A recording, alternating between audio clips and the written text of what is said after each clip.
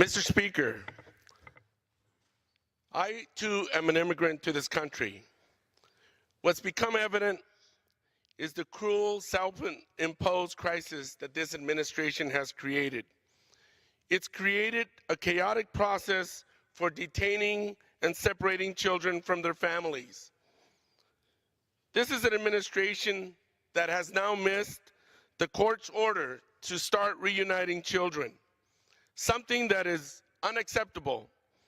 We are talking about over 2,000 children, 2,000 kids that remain separated from their families. About a week ago, I visited the El Tornillo Detention Center in Texas. I saw firsthand the conditions by which these children are being detained. I spoke to the children firsthand to get their own personal thoughts on what was going on. They talked to me with detail about how they were woken up at 5 a.m. in a regimented fashion. They were rushed through showers and made to take showers less than 5 minutes. They were given only 10 to 15 minutes once or twice a day for recreation because they're out in the middle of the desert where it's extremely, extremely hot. This administration has said that they are on track to reunite children with their families. But there is no clear plan. There are no details. There is a DHS, Department of Homeland Security, 4-point plan to nowhere that has been put forth. In this plan, there's no details. There is really an absence of a coherent process that will reunite these children with their families. This is unacceptable. This is a self-imposed crisis and a cruel crisis that has been created by this administration.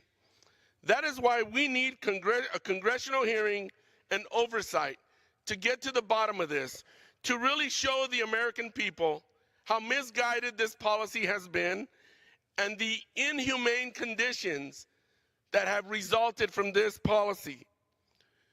America was that beacon on the hill where other countries looked to in terms of how we treated our immigrants and those seeking shelter and asylum.